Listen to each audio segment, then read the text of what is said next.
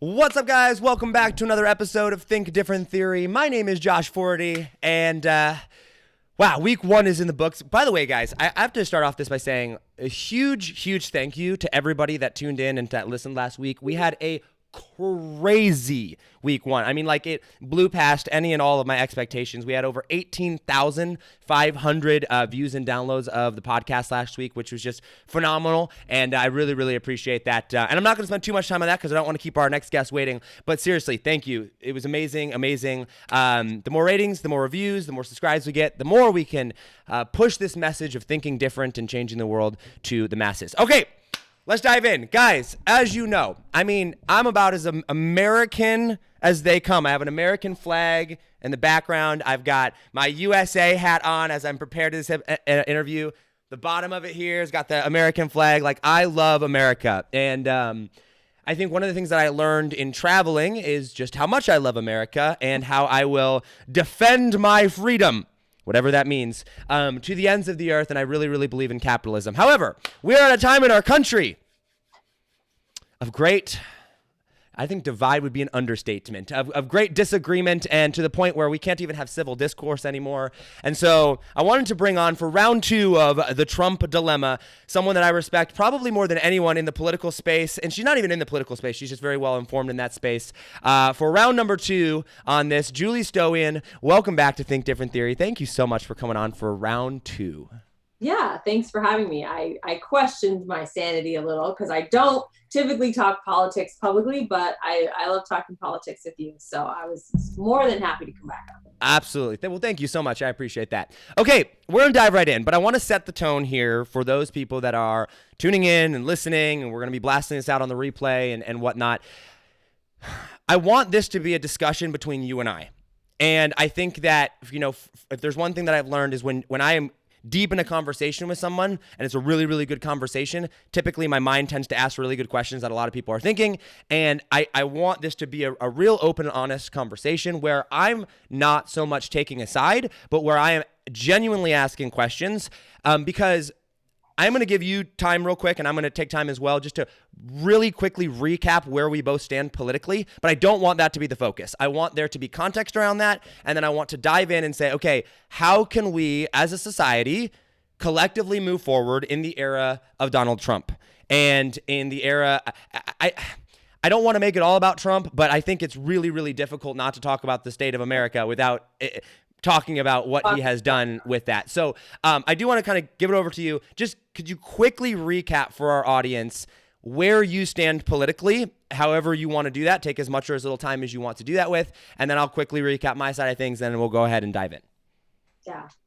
Awesome. So I follow politics mainly because I'm incredibly interested in social justice initiatives. So I don't pay as close attention from a economic standpoint, even though I'm aware of it, but from a social justice standpoint, from a psychology of culture standpoint, I do pay attention. I am registered Republican. I would definitely say I'm a very moderate Republican. People think I'm a Democrat, and I do tend towards more liberal thinking when we're talking about social justice. But when we talk about economy, when we talk about capitalism, and we talk about that kind of stuff, I'm very much Republican. When we talk about Donald Trump, the conversation changes in so much as I feel very strongly and passionately that Donald Trump as a human, as a leader, as president of the free world, is doing far more grave damage than he is good, even though I can recognize the good that he has done for the country in a very classic ends justifies the means kind of way. But from a psychological perspective, from a cultural perspective, from a social justice perspective, and from a human perspective, I am deeply concerned about what he is doing to our country. Okay, so that would accurately describe, you would say, where you stand politically in a nutshell. Politically, in a nutshell. In a nutshell. Okay. And guys, we'll have, I'm sure, more clarification on that as we go forward, and you'll get to know her a little bit better. Now, on the flip side, and in full transparency here, I have Ben, if you have never seen anything of me before, if this is the first time that you've turned into the show, oh, you're in for a good one. But I have been very vocal in my support of Donald Trump, and I am a registered Republican. I grew up in a conservative household. I don't know if my parents would even say that they are Republican, but definitely conservative. Keep in mind, my mom did not vote for Donald Trump, all right? And I was very upset at her at the beginning when it first happened. I understand maybe her reasoning a little bit more now, but I mean, I grew up Christian, conservative, and so Republican naturally, I would say, probably comes with that. But I am definitely a free thinker, and I would say that I am probably more libertarian than anything else, but definitely I am pro-Trump on policy. I in no way, and I've kind of come out and clarified some comments of where I stand on things, but I'm in no way not a Trump supporter, all right? I disagree with where he is at on from a character issue, and I disagree with how he treats certain elements of people in the media, but from a political standpoint, I voted for him. I will probably vote for him. I can't see why I wouldn't vote for him in 2020. And my reasoning behind that, and I want to be very clear, I am not a blatant Trump supporter, meaning I don't support everything that he does. But my reasoning behind it, and one of the things that I really want to get into on here is I look at the political system in America as a fundamentally flawed society that we're living in. I think that we are on a road to having to have massive reset. And I think that as of now, and this could change, as of now, corruption is there, and it is, I don't see a way of fixing the system. I see a way of, like, we need to fundamentally reset, and I don't know if anybody of true good character could beat someone on the left. And I don't like the left because I think the left is, I shouldn't say that. I don't like the leftist ideas. I like all people equally. I think that, people are inherently not good or bad. I think that we're, have some good, some bad in us. But my thing is like Donald Trump came in and did everything right on a policy standpoint, from economically, militarily, and to help get us back on track, even though I do think the system is going to collapse. So he is my lesser of two evils that I happen to really, really agree with on policy. Hopefully that makes sense there. And would you say that I probably summarized myself well there, Julie? Yeah, I do. I do think you've summarized yourself well. After our very late night conversation in Nashville, you pretty much have been consistent on that, on that road. Okay. So, and so for those of you that are out there that are like, oh, Josh has changed his tone on Trump. No, I'm still going to vote for him. I think he's an idiot. You've changed your tone a little bit. Okay. Well, yes, I have. But I have not. I am not recanting things that I said in the past. No, I am not going back on that. And I want to be very clear because I got a lot of heat from Trump supporters when I came out and did that video. I saw. And messages and text and people freaking out, be like, you have no backbone. You're going back on it. I'm like, listen, people. All right. I still like the guy. And I guess let's dive into this here. Okay. I want to start with the impeachment issue just because I think it's going to set the tone for kind of things moving forward and how things were handled. Okay. So from a Trump supporter's perspective, and dare I say from a, I don't know, an unbiased is not the right word, but from a third party perspective, let me take my Trump loving genes out of me for a second here. Okay. I look at what happened in the impeachment as the actual process that went down. Let's not look at what was actually accused here for a second. Let's look at the process of what went down, starting with how everything was handled in the House, ending with Nancy Pelosi ripping up the State of the Union speech. Like, I saw that, and by the way, for everybody listening, I think Republicans are freaking out way too much. Like the names of yada yada, we're on, U.S. soldiers. I'm like, chill out, people. I mean, if Trump would have done that, you would have been cheering him on. All right. So like double standard there a little bit, but at the same time, certainly wasn't classy. I feel like how the Democrats have gone about with Donald Trump and how the media has gone about with Donald Trump is wildly, wildly unfair and wildly, wildly uncharacteristic of anyone that would genuinely want to actually have collective peace moving forward or working together moving forward here. So I want to kind of turn it over to you and just kind of let you touch on that. And I guess my question is like, yeah, I know you disagree with Donald Trump, and yeah, I know that there's people on the left that don't like him, but like, has the left really done anything that would ask for anything else? I'm not sure what your question is exactly. Like, what do you mean? Has the left done anything? I'm not representing the left, so I'm curious what your question. I guess my question is like, what could, because you support the impeachment, right? Yeah, I think we've replaced political corruption with like, complete corruption. Like, he's not a politician, but he's as corrupt at AF. Like, so how would you have gone? How would you have gone about and done the impeachment process? That's an interesting question. So, or differently, yeah. I think the impeachment process, of course, was a partisan process. I don't know how you would avoid it. I would say that the House was partisan. I would say the Senate was partisan. To ask a political system not to be partisan is a difficult thing at this point in the game. There's no question in my mind that Donald Trump is leveraging every opportunity that the presidential seat offers him to gain as much personal leverage as he can. He has proven in his world and his life, from all of the lawsuits and the fraud that he has done, that he will stop at nothing to gain whatever he needs to gain in the business world. And so believe people when they show you who they are. Like, so as a man thinks, so he is. Put an apple seed in the ground and expect a peach tree to rise. Like, there is no question in my mind that he is finding where all of the boundaries are for personal gain and going to that line and stepping over it to see what happens. I mean, he's like as classic a narcissist as you could possibly find, in addition to being an incredibly smart businessman. So on that premise alone, we know that he is using the power of his office for personal gain. Like, we know he is. That is completely, like, factually clear from just even the words out of his own mouth. I think that if I were dealing with the impeachment, number one, I thought the Democrats were kind of pansy-ish. I thought that they didn't go for the big guns when they should have, and they were trying to like step lightly and not hurt their chances in the next election. I think that I wish that they would have freaking held his ass to the fire in court, getting John Bolton's testimony, getting all those testimonies. I understand they said that if they had to wait, that it would take forever, but I feel like they sold out. I feel like the Democrats sold out just as much as the Republicans sold out, because there's just no question in my mind that he is abusing the presidential office. Like, I mean, it's like, that's like, is the sky blue? Of course he is.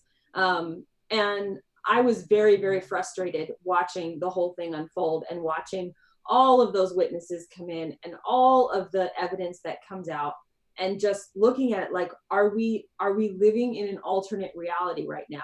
And of course, the news media has their own agenda. They just, Trump has made the news trendy again. Make news trendy again could be another tagline. So, but to say like, oh, it was partisan. Well, Republicans were just as partisan as the Democrats were. Like, if we strip all of the partisanship away, the man who is in office is a corrupt, not good leader who is destroying the morale and culture of our country and is abusing his office for personal gain. And we all know this.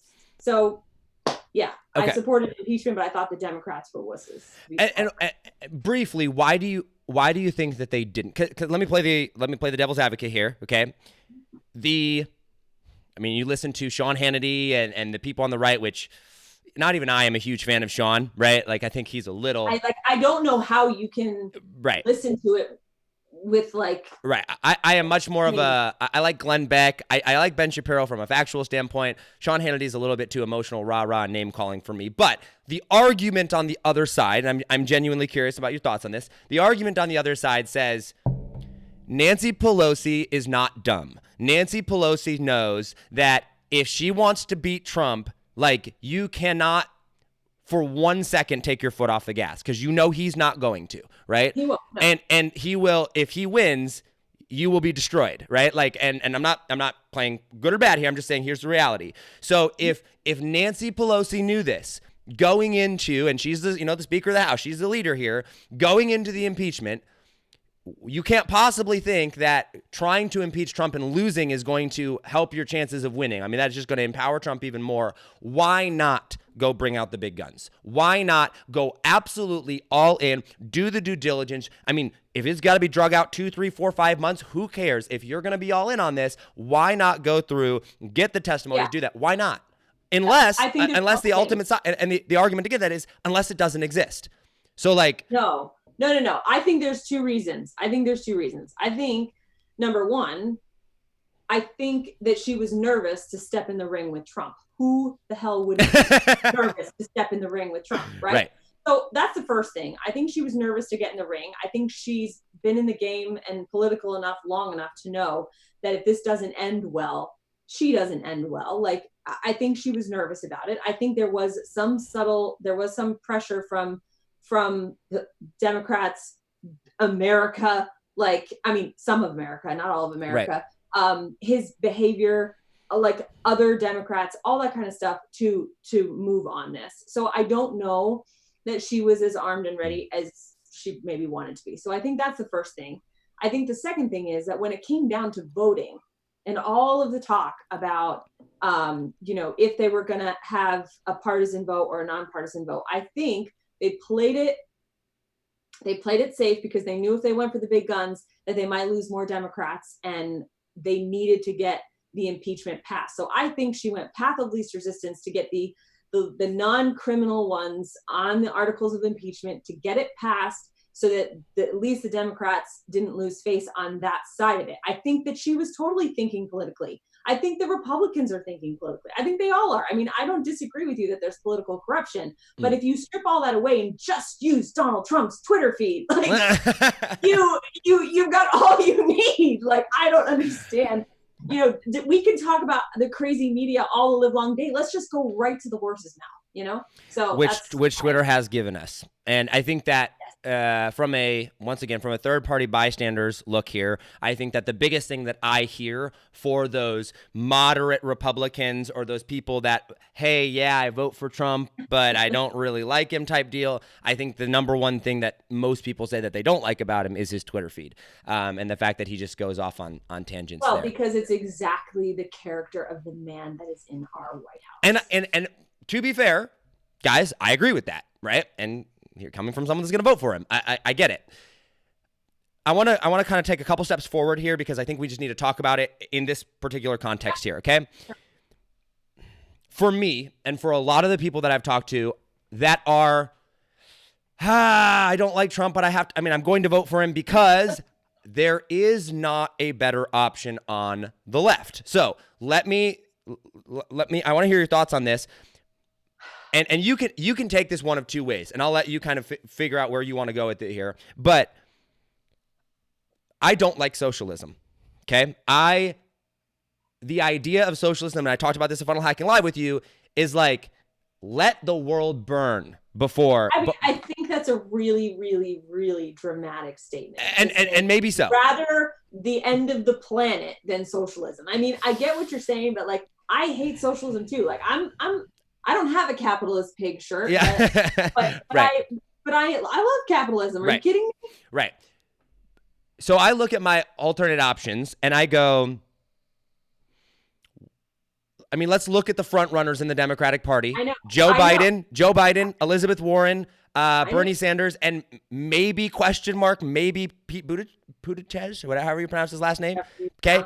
So like maybe those, right? So I look at those and I go, okay. From a Donald Trump, there's two sides of every politician, right? There is the social side. Well, there's three sides. There's the character side of things. There's the economic policy side of things. And then there is the social side of things, right? And I go, from a Donald Trump standpoint, literally from an economic policy standpoint, as of now, I don't have any complaints. We'll see that out.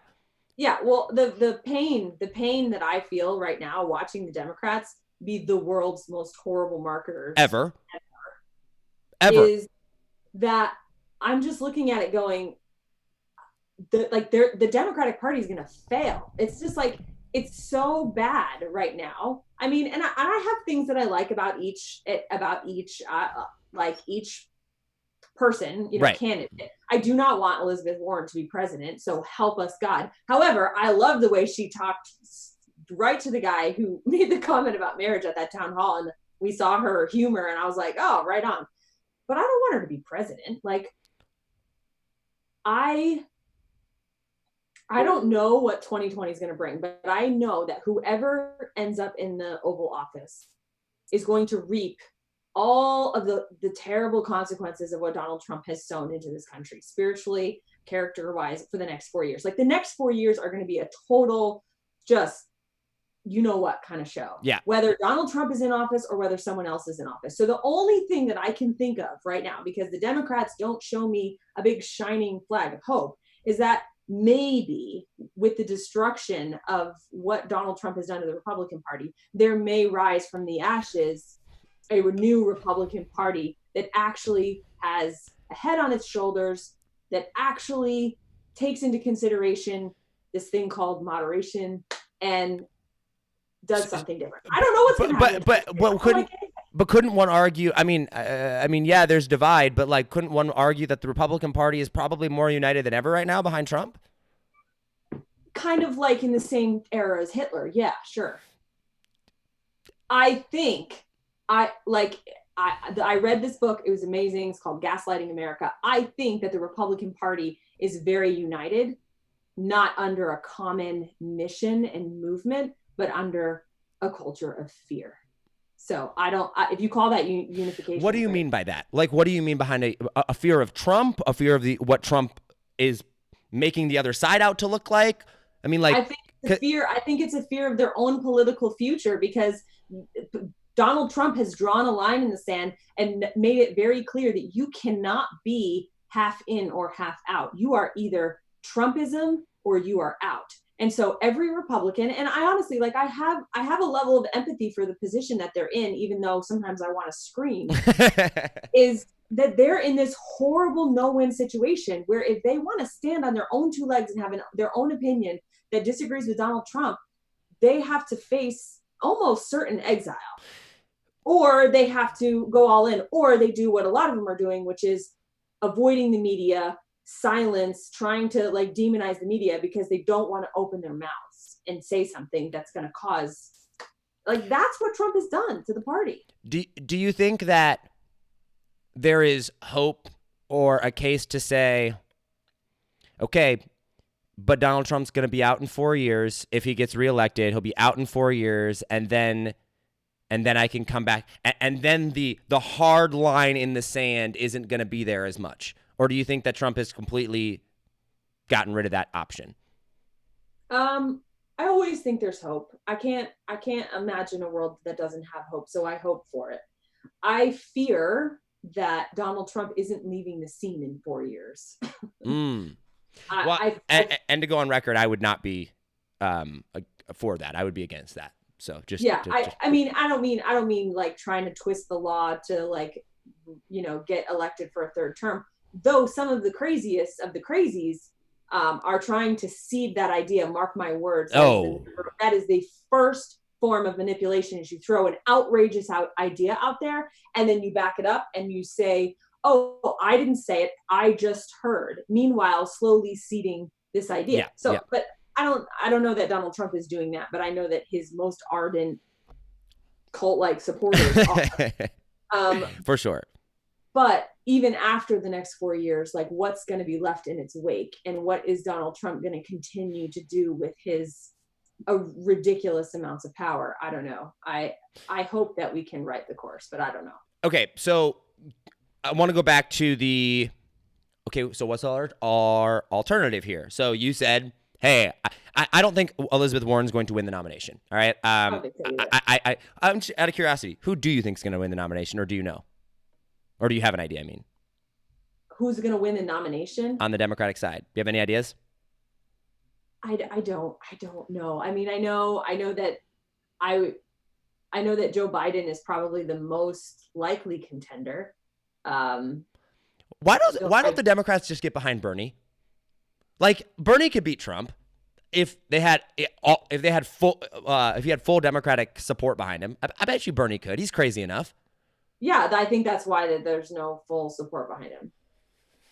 Okay, so I don't know. you as a Republican that is not going to vote for Trump, and I think that a lot of Republicans or Americans are in this situation of like, huh, I hate Trump, huh, I hate the left, it's all bad.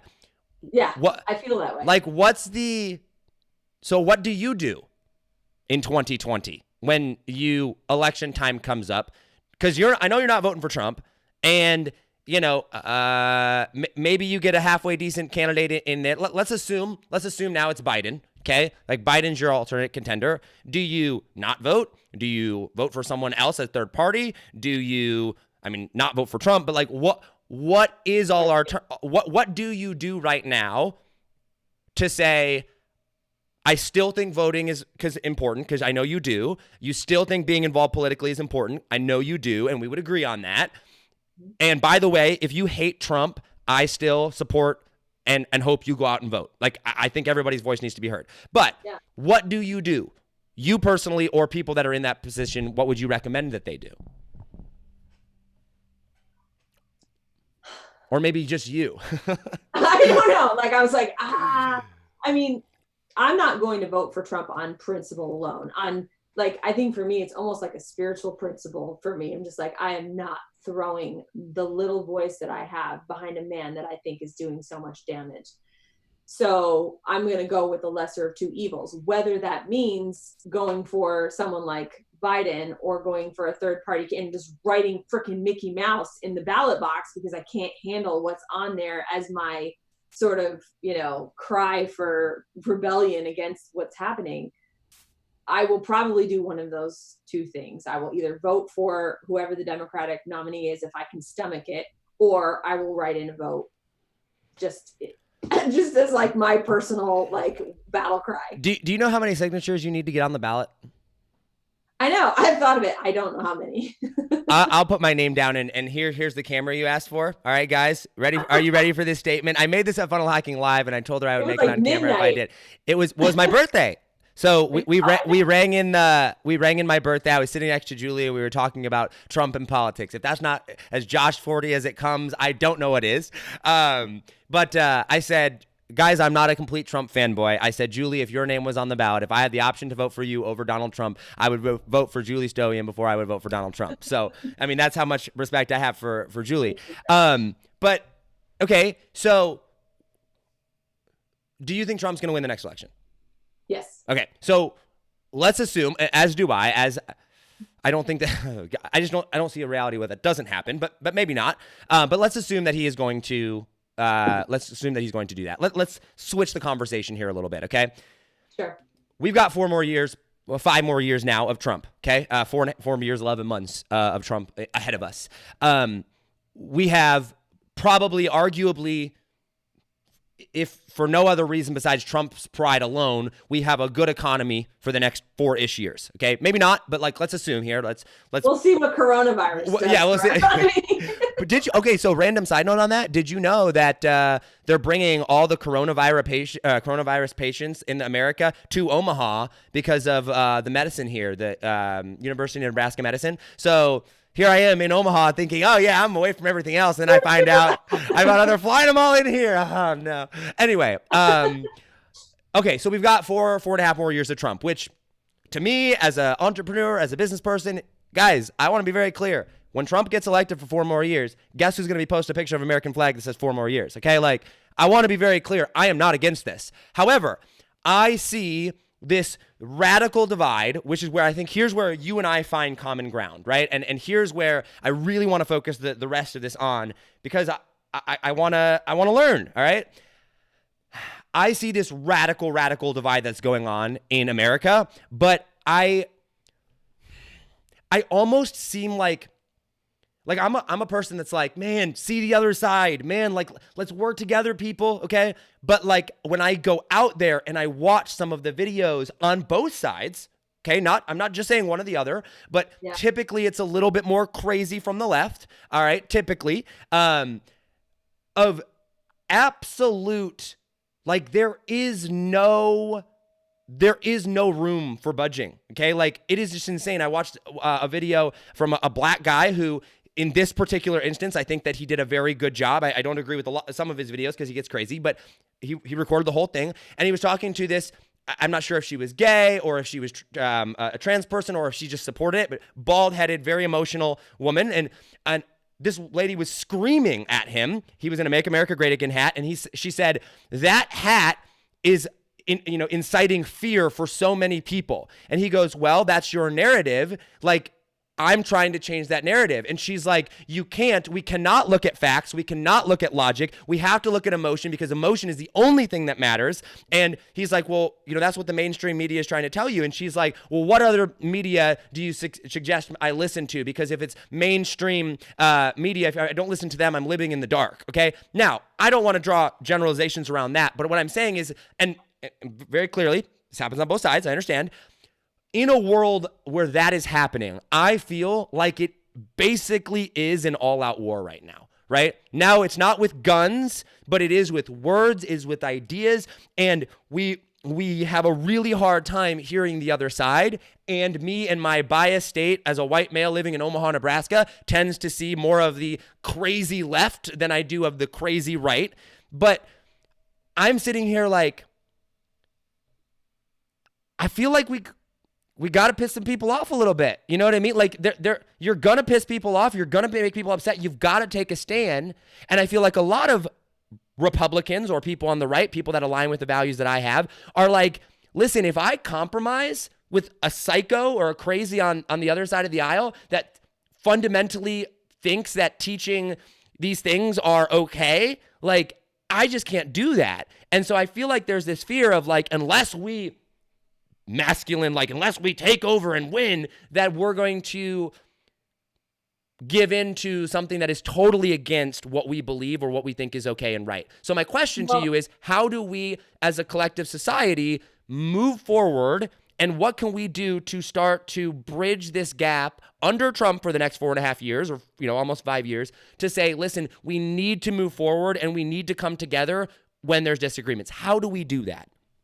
Yeah, it's hard to do when the leader at the top rules with a culture of fear. So everything trickles down from that. So I think if I were to, there's two ways to look at the world, right? The first way is to look at the world where you have your property, you have your fence, and you are protecting. It's a very protective stance. It's a defensive stance. It's a stance of, the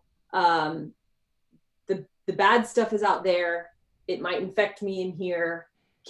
Keep the walls up. There's that stance. And then the other stance is a different one. It's, well, I have so much power and I have so much goodness and light and all that kind of stuff that I can go into the darkest, deepest, most dangerous corner of the earth, and just by my very essence, infect in the positive good. And so, unfortunately, I think what Donald Trump has done spiritually, psychologically, is he operates from that very defensive posture. Protect, we're gonna, like all hell's gonna break loose, all that kind of stuff. And so he creates that. Now, I'm not saying that having a protective mindset is bad, but I'm saying that when we engage in dialogue, if you are coming at it from a defensive stance, a stance that says, I must defend myself against, let's just say, your viewpoint, otherwise you might infect me with some radical ideology that is going to mess me up. Or I can come at it from, I have so much light and goodness that I have enough space to hold in tension the fact that I can really, really like you as a person and really, really disagree with you at the same time. And that ability to hold those two things in tension, to not fear infection, but to think about the fact that you can hold space, is unfortunately a principle of what we call dialectical behavioral therapy in the brain, where your ability to hold two things in tension and not devolve into extremes is a learned trait that Donald Trump is not playing to that highest calling. He is playing to the extreme because that's how he won. And so even in Christianity, I mean, I know you're a Christian. We believe all kinds of things theologically that we hold in tension. God has given us free will. God has predestination. God is one. God is three, right? Like we hold these things and we learn how to hold things that don't make any sense in tension. And if you can't do that as a person, then you are unable to love people, hear them out, hold space for them, and disagree with them at the same time. And I don't think Donald Trump has done anything to promote that kind of culture. I would agree that Donald Trump has not done anything to promote that type of culture. At a local level, are we, actually, let me rephrase the question. Are we too focused on Washington and on the power that they have over us only because we give them attention? Like, would it be a good idea if we just stopped paying attention to Trump and the powers that be, and we focused on the local level, local government, local issues there? Or because like I think the big question that a lot of people have a lot of times is like, what can I do? I'm one person, right? And so then naturally we look to Washington and we go, well, it's all screwed up or whatever, so I'm just going to turn it off. And then the people that are like involved, like you and I, are like, no, you have to know what's going on. Like, why can't you see, this? But then they get in there and they're like, well, there's nothing I can do. So for the average person right now, if I were to go out there and say, guys, here's a game plan that says you can get involved without going crazy, what does that look like? Is that, do people pay attention at a federal level? Do they pay attention at a local level? Do they get involved at a local level? Or do they stay out of politics entirely and just go be involved in a church? Like, what would your solution be as an actual step to move forward in this and start to cultivate this type of behavior? Because I firmly believe that I believe that Donald Trump changes the culture and controls the culture from where he's at, but I believe that only happens if we choose to operate with what he's doing. So if we can go and change that at a local level, I feel like we could fundamentally grassroots movement over the course of time change that. So what, and maybe you disagree with that, but like what could someone do in their everyday life? Well, I think that people can't put their head in the sand. I think the tendency is to do that because you're afraid of losing hope, right? And I think if you can try to hold on to hope even while paying attention, that's the best option, in my opinion. I think we should pay attention. If we all stop paying attention to Washington, like it's just going to be corruption at the highest level, and never, I just don't know how to undo it. I think that getting involved at the local level is where the action is. I think that's where you can take action on the things that matter to you. And honestly, with social media, this is where the game has changed, because the people with the most money are the people who get the most visibility, because they can run, it's like Bloomberg was like, oh, I'll just throw $150 million in ads. Yeah, it's crazy. And get in front of everybody. And I don't know if you watched, I forget which documentary it was about the Cambridge Analytica. Yeah, I know what you're talking about. Mm-hmm. Yeah, if you watch that one, you see that the people with the most money have a way to influence the masses never before seen in our time. I mean, even if you just look at Donald Trump's Twitter account, that to me is the scary part, because we almost don't live in a local society anymore. We live in a global one. And you can see how easily people are swayed. And so I think the greatest thing we can do is just to stay awake and constantly be butting up against people who, whether they agree or disagree, so that we don't get brainwashed into either extreme. And I know that sounds kind of vague and doesn't sound very brass tacks. And of course, I think helping at the local level or helping in your local church and, attaching yourself to the issues that matter to you, whether that's abortion or whether it's equal rights or whatever it happens to be. Yes, attach yourself to that. But I think staying awake is a job in and of itself, given the push of social media to infect or affect the entire planet in just one giant campaign. It's unbelievable to me. It's so scary to me. I feel like we are more ripe for dictatorship and the kinds of things that we've seen back in World War II with Hitler than ever before because of that power. And watching how much delusion Trump has done on people, and just he's brilliant. Like, he's brilliant manipulator, terrifies me because he's got so much power just from social media, not even talking about the presidential power. Yes. Do you think that, though, another candidate would not, now that this precedent has, thank you, has been set? Yeah. I mean, I look at Hillary Clinton, and I'm not trying to be like, oh, Hillary's great or bad or terrible or whatever, but I go, is Donald Trump just doing publicly what another candidate would do non-publicly, and so therefore causing much more of a stir and fuss about it? Would somebody else just do the same thing, or is Donald Trump, do you believe, like, that much worse? I mean, like, okay, a Pete or a Yang or someone like that, I don't think so. But I mean, like, a Bernie, certainly a Hillary. I mean, like, couldn't one argue that they're going to do the exact same thing? And I have a point that I'm going here with this, but I'm curious your thoughts. They might. I think I've no illusions of grandeur that, like, these people are honest, upworking, hard care. Like, I know that there's corruption all the way, down the ranks.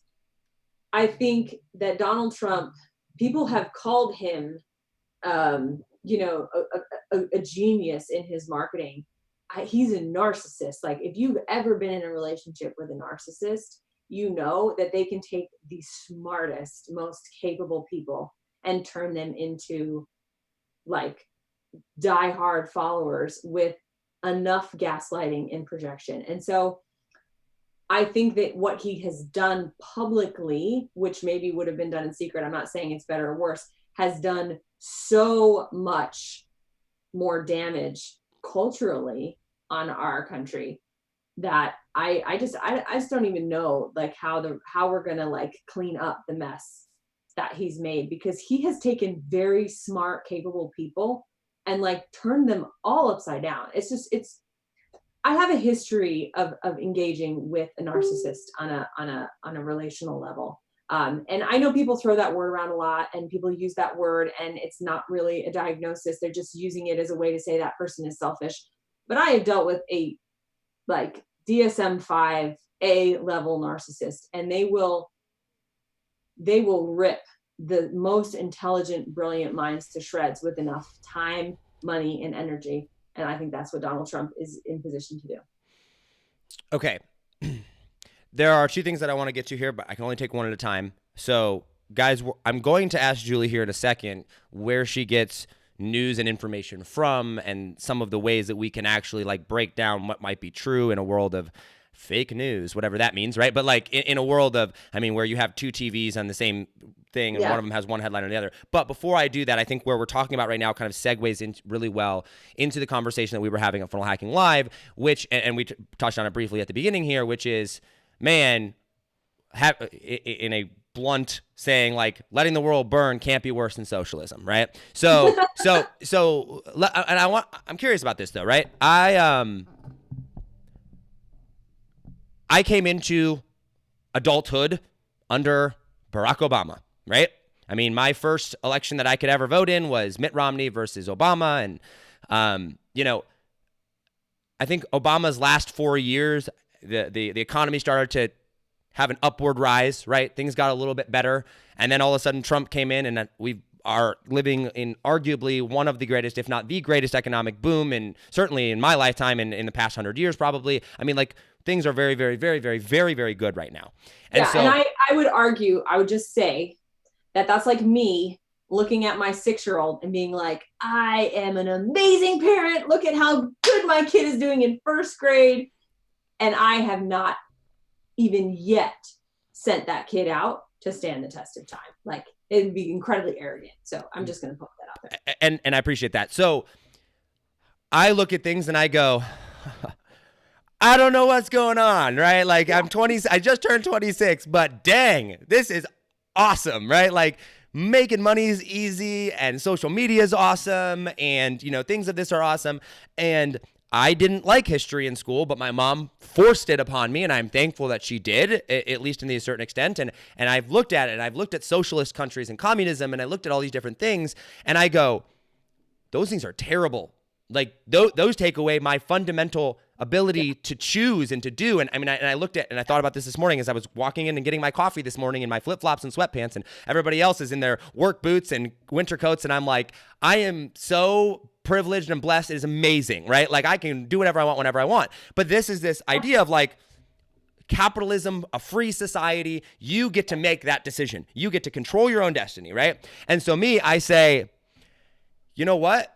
I don't fundamentally believe there is a system in the world based on human nature upon which I've studied, maybe not as much as you, but for a 26-year-old, far, far, far more than the average 26-year-old that says that we can actually live in a society where everything is fair. So I would rather have a society where, okay, everything might not be fair for everybody, but anyone, maybe not everyone, but anyone can choose to create their own destiny as a general rule. Yes, there are exceptions. Yes, there are, the 80-20 rule. I get it. But as a general rule, I believe capitalism to be the best society out there. So on the flip side of that, I say if my alternate option is socialism, communism, or whatnot, I know that those do not work. I don't know what is going to happen when America inevitably collapses, which I believe is going to happen in my lifetime. And when I say collapse, I don't know if that's Great Depression. I don't know if that's worse. I don't know if that's a world collapse. And that may be terrible. But I'm like, in my head right now, and this is why I'm asking you, because I don't know if this is right or not. This is just where I'm at. In my head, in my world, I go, you know what? Socialism and communism are so terrible. And I don't know what it looks like when the whole entire world collapsed and everybody's rebuilding from scratch and things are terrible. But I'm like, at least we can have this to go off of, and maybe we can come up with America 2.0. I'm willing to roll those dice and say, if that's where we're headed, that's where we're headed. But let's keep capitalism alive for as long as possible. And therefore, I believe that Donald Trump is that option. You, on the other hand, obviously disagree with that, but I'm curious to understand your thought process on... I think I would challenge your thinking that the only options are Trump or socialism. I think that's an extremist thought that I disagree with. But I'm saying from a political perspective, is that not the only options we have? I mean, Bernie's self-proclaimed socialist. Joe Biden isn't going to install a socialist economy and country in 4 years. Fair enough. Okay. So listen, my husband is from Romania, grew up in communism for 10 years. I know that communism and socialism strip people of their freedom. Yes. And I'm all in with you. Like, I love America. I love capitalism. I love entrepreneurship. I love all of it. And I would fight to the death for my freedom. So I get you on that.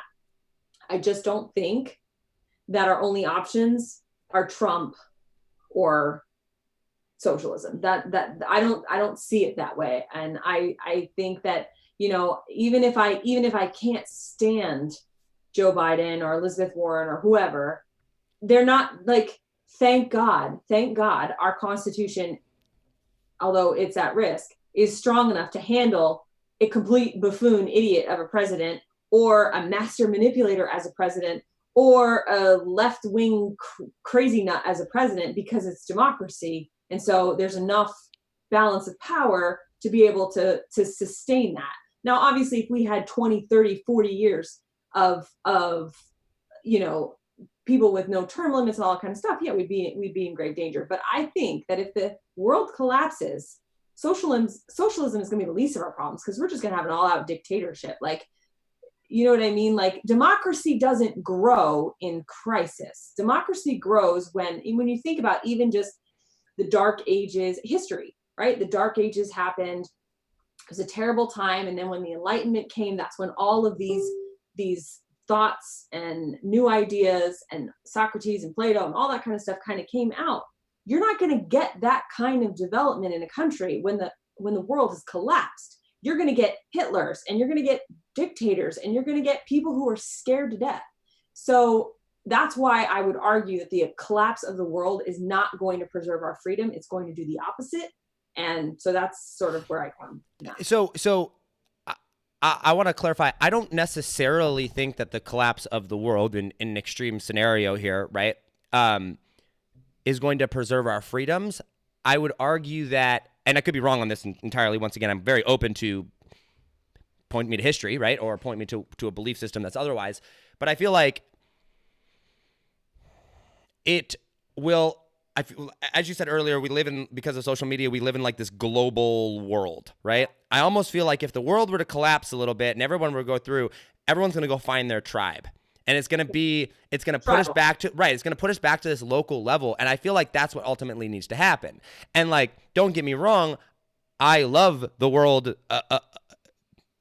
convenience as it is today. I mean, especially for the position I am in life, it is phenomenal, right? But like for me, I look forward and I go, I don't know how it gets better than where we have right now economically, right? Like it is amazing right now. And I go, if our next step is, okay, socialism, which we know doesn't work, versus, you know what, let it collapse for a bit. Let people go back and be forced to take personal responsibility. Let it be to where the government literally can't help people, to where people have to go back to a church or have to go back to a local thing, or there has to be. And I understand there's flaws in the thinking. People would die. I understand that, and that's a terrible, terrible thing. But I'm like, at least then we go as a society and we go back to like having to get along to survive, right? But right now it is so easy and so good in America that I'm like, hey, if we have to go back to that for a little bit, and maybe that's for 10 or 20 years, but we can then rebuild something that's so much better collectively and that's going to last longer than 200 or 300 years, and we reshape the world as we know it, then maybe that's not such a terrible idea. Where's the flaws in that logic? Because I'm sure there are. It's hard for me. It's such a doomsday. It's such a doomsday outlook that like if Donald Trump doesn't become president, the world is going to collapse. No. I think the world is going to collapse. Period. Regardless, like it doesn't matter who Trump, gets into office. Right? It could be Trump, it could be Warren, it could be Biden, it could be. Like, I look at the system right now, and I worked in the healthcare system for a little bit, or selling life and health insurance. But I guess my question is, how has Trump's infection on America made us better able to handle a collapse? Like, I think it's done the opposite. I think it's created such a divide that, like, we're closer to the brink of war, like, even just, like, mind-wise than ever before. Because,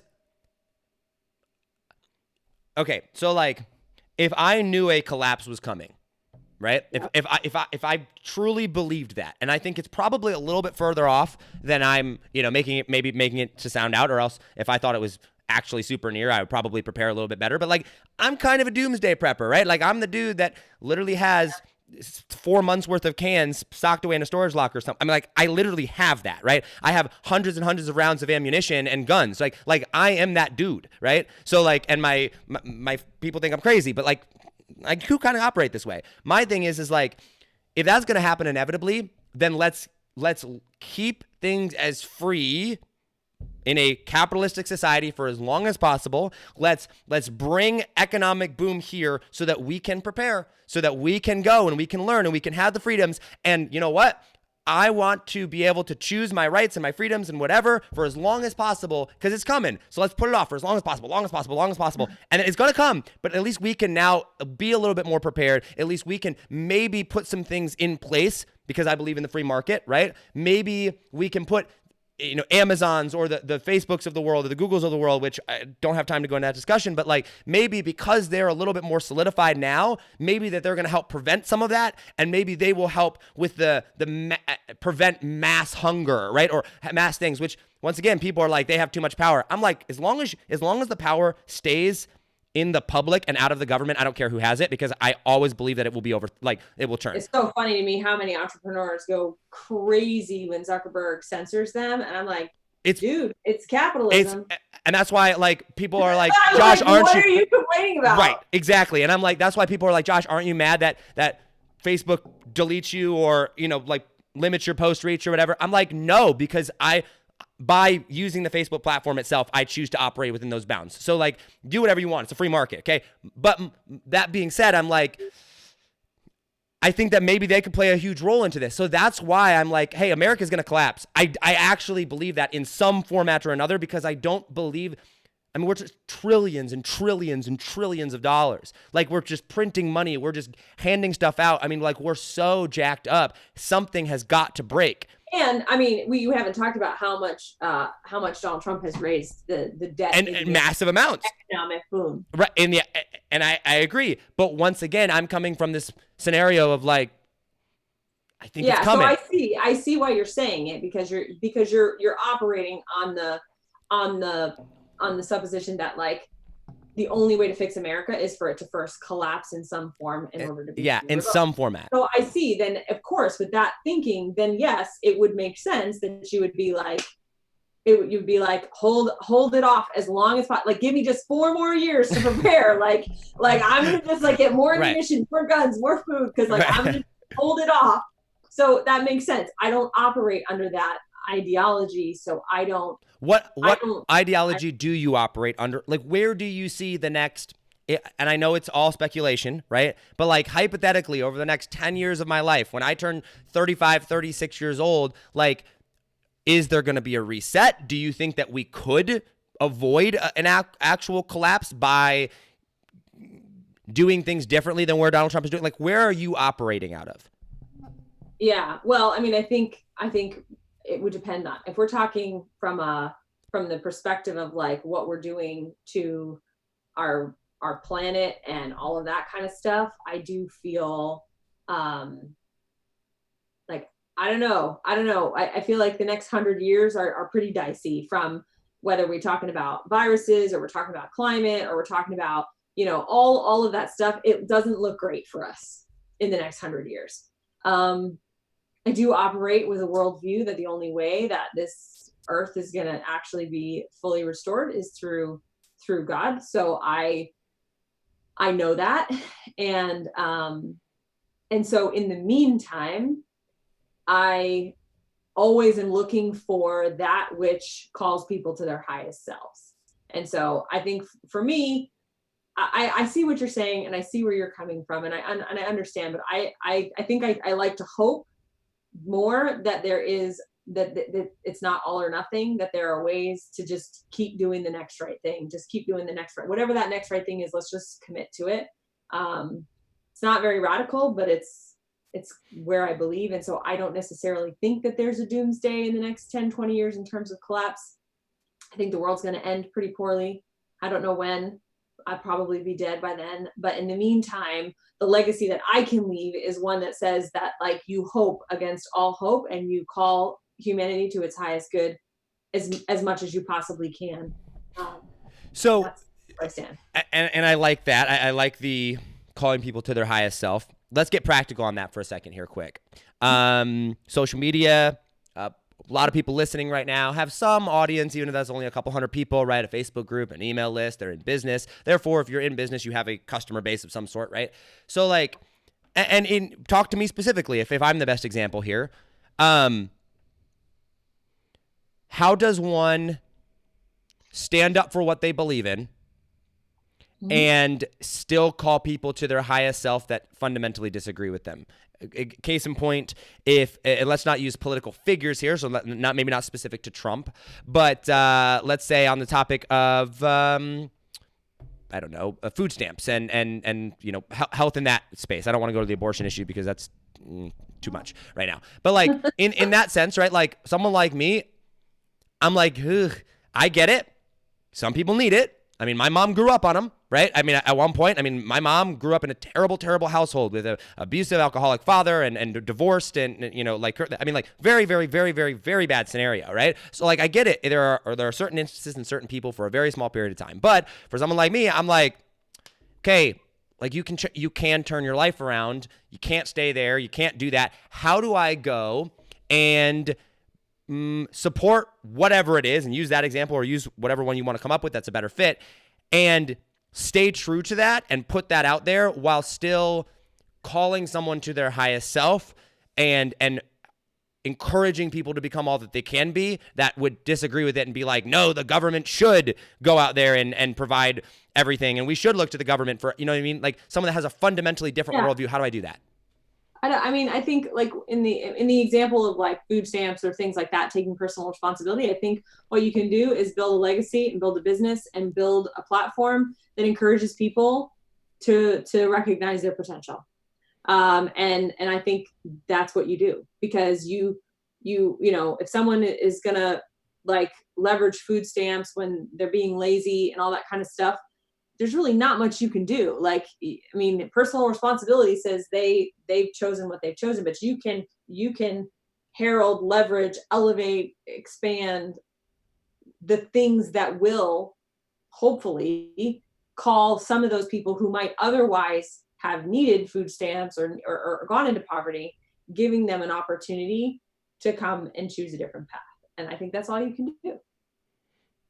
Okay. All right. I would tend to agree with that. Is there any No, I'll save that question for another time. Okay. For part 3. For part 3, which will inevitably come maybe in season 3.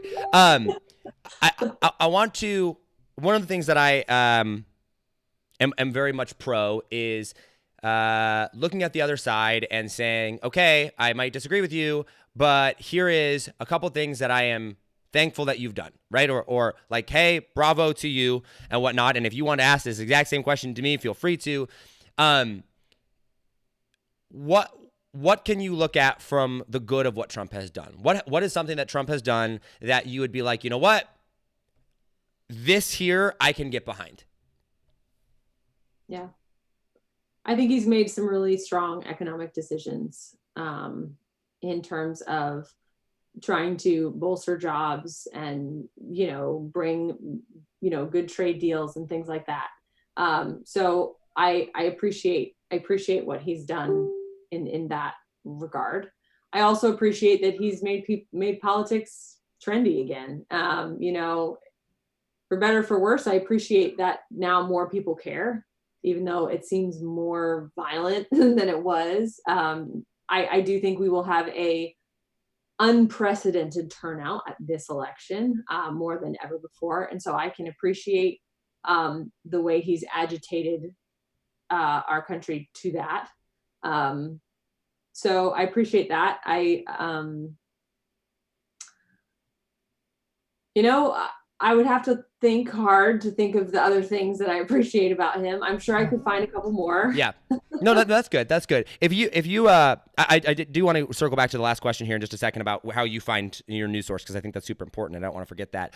But just a fun question here for you. If you got to sit down one-on-one with Mr. Donald Trump himself, and you got to have dinner with him or whatnot, and you got to ask him a question, and it was just him and you, right? Like there's no media around, there's no press around, where you get to sit down and ask him, and it's completely off the record. What question would you ask him?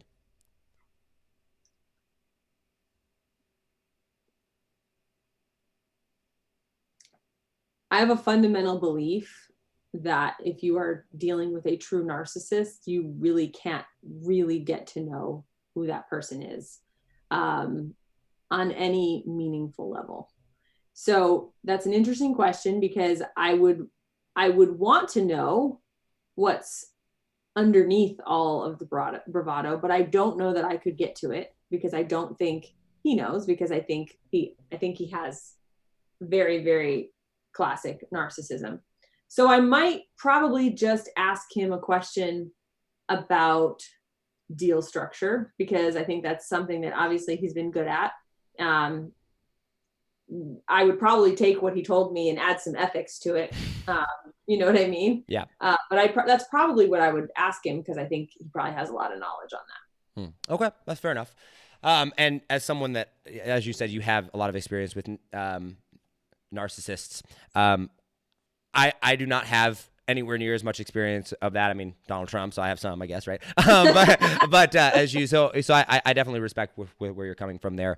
For those people that are out there that are like, all right, Julie, all right, Josh, I follow you guys for entrepreneurship, and you drag me into politics here. Ugh, I can't stand you guys. But hey, I guess I do need to get involved. I think a common question I know for me and for many, many people is, I don't know what's true, right? Like I don't know where to even look to know whether or not what I'm getting on the news is actual factual, where would you point people to as a good starting place? Or how would you encourage people to get started to say, okay, like, hey, I cross-check with these 4 websites, or I always do that. Is there somewhere where you can push someone to say, here's where I would at least go, either specific or non-specifically, as general rules that would help them in that direction? Yeah, well, I will say that an atmosphere of confusion is usually a sign that a manipulator is at work. And in this case, it's probably multiple manipulators. It's big money in media, big money in government, big money in business. So the very fact that we're confused, just that alone, if you took nothing else, should send a glaring, very loud warning sign that you are being manipulated. So that's the first thing. Like, wake the F up. You are being manipulated if you are confusion, because confusion is just like a classic sign.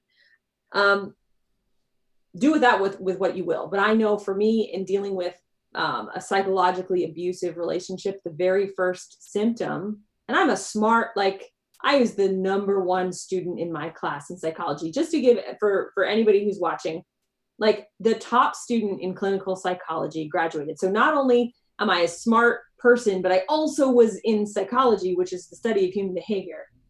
And I got myself into a very, very psychologically destructive relationship with a biological parent that I'd never met, that I had been adopted. And the very first symptom of the abuse was confusion. And I was confused as to which way was up and which way was down. And so I know now where I feel confusion, wake up. Secondly, as far as sources, I really do like Twitter. I like Twitter because I follow authors and people who've written books, and I follow all the different, there's lots of different authors, and I follow them because I know they've done a tremendous amount of research on a very narrow topic. So whether it's anti-Trump or pro-Trump, they will have studied at a pretty deep level, more than the news will ever be able to study. And so I follow a lot of Twitter accounts. Of course, when I do look at the news, I've made a commitment to myself. If I'm going to read an article on a site like ABC News, I'm also going to read the similar article over on Fox News, because I want to see the frame on either side. Both of those are extremely biased in their corners. And then when I get confused, I just go right to the source and I read the actual evidence. So I went in the impeachment and all of that stuff. I drowned out everything else, and I paid attention to the actual transcripts, the actual emails, the actual texts, not just the cliff notes, not the rundowns, the actual words that were said, to try to make a judgment for myself. And I think that's super, super important, going to source. I can't do Twitter. It's too much for me, but I understand where that comes from. I thought I was going to. Little old Josh thought he was going to change the world by opening up a Twitter account and become famous, and I was like 2 days into it. Nope. But no, I really do believe that going to the source is important, and I like what you said about going to other sides of the spectrum. I want to be respectful of your time. Do you have time for one more question here? That's one a more little bit question. I do have a call at 1:30. So okay. So we have a little time. Okay, real quick. Kind of shifting gears just a little bit here. For someone that's out there that's listening, because we do get a lot of people that maybe aren't business owners that listen to the show, but are very interested in making a better life for themselves. They want to become successful or whatnot. We are living in a great economic boom right now. There's no question about that. I mean, it is absolutely phenomenal. And that being said, though, equally there are a lot of people out there that are very, very much hurting financially, that are still just desperately trying to figure it out and they're down to their last dollar. Healthcare's taken 20%, 30% of what they own and earn. It's ridiculous. It's absolutely insane, right? Some generic, really good framework advice of where to get started if somebody was to say, I want to get into this entrepreneurship game, or I want to learn how to better my financial future, specifically financially here, right? Whether that be through investing or making more money or starting a side hustle, or maybe going all out into business. Where are some good rules of thumb or some good resources that someone could go check out to say, I just want to get started. I don't need to be a multimillionaire, but I do need to understand how to better my life. Where would you point them to? And feel free to plug your own stuff if you have resources that would do this. This is an open question for those people that are looking to get started. Yeah. I mean, I think a lot of people get their handle in the freelance economy to start. I think if you need money, obviously, saving, cutting expenses, all of those things are important. I think that, the debt conversation needs to be redone, because I think there's bad debt and I think there's good debt, Mm-hmm. and there's leverage, what entrepreneurs call leverage. Right. But I think the bad debt, the consumer debt, is a huge problem. And I think once you realize that leverage is actually your friend, and where you can, accumulate wealth, you can start to see the difference, and you can watch the people who have money, how they leverage good debt. So I don't know that the Dave Ramseys of the world have done us all that much amazingness, because of that, because they've sort of demonized all debt. So I would say, if I were you, cut expenses, figure out what you can live on minimally, invest, take on some good debt. Good debt is debt that you're going to invest in yourself to become the highest version of yourself that you can be. I think the freelance economy is a great place to start, because it's easier to sell services than it is to sell products, generally speaking. If you're like, there's no way I'll sell services, and you want to jump right into products, I would pick one mentor and stick with them. There's so many ways to do this. Yeah. There's 8,000 ways to do it. The one way not to do it is to bounce around from mentor to mentor, because you're just going to get confused. Pick a mentor, go all in with them, do what they say, do your due diligence, leverage some good debt, start making money. And then as soon as but if you don't tackle the behaviors that have got you into the consumer debt, more money is just going to amplify what you already are. So make sure you're doing the work, the hard work, to understand that you need to have a reframe of how to leverage money and use money rather than to consume goods. And to go from, and I love it, the way Ryan Lee from Cash Flow Tactics. Yeah, they're awesome. He says, go from being a consumer to a producer. And that one shift in that word will change your relationship with money forever. I like that a lot. Are there any like good books or resources that someone could go right now that you'd recommend? Yeah, I mean, oh my gosh, there's so many. I mean, I know in our world, in the marketing world, .com Secrets is that was my first book. It's a lot of people's first book. Yeah, that was my first book. Even though it's not a first official business book, but it's still somehow, I don't know, it opens your mind. I mean, Rich Dad, Poor Dad, and a lot of people love that book. That's sort of a higher level book. There's a lot of great courses, programs, mentors out there who teach you the freelance economy, which can kind of get you in the game. Or you have someone like me. I have some freelance stuff, but I've been focusing on people who want to get into the course creation game and they want to start launching a course. I've got resources on that. So pick one thing, though. Pick an idea and move with a mentor.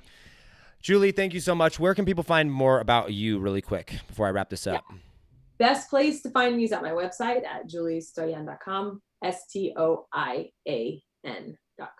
Perfect. All right. Well, we will link that down below in the description and on the replays of everything. Julie, it is always a pleasure. Thank you so much for coming back on. Maybe there will be a season 3 or a round 3, but for now, thank you so much, my friend. Hopefully the world doesn't collapse by then. Hopefully the world doesn't collapse. But if the world does collapse, the first thing I'm going to do is I'm going to figure out a way to get a phone working and go, Julie, we need to go live. And I'll be like, I need some guns because I don't have any. Well, we'll get you taken care of if that be the case. Julie, it's always a pleasure. Thank you so much for coming on.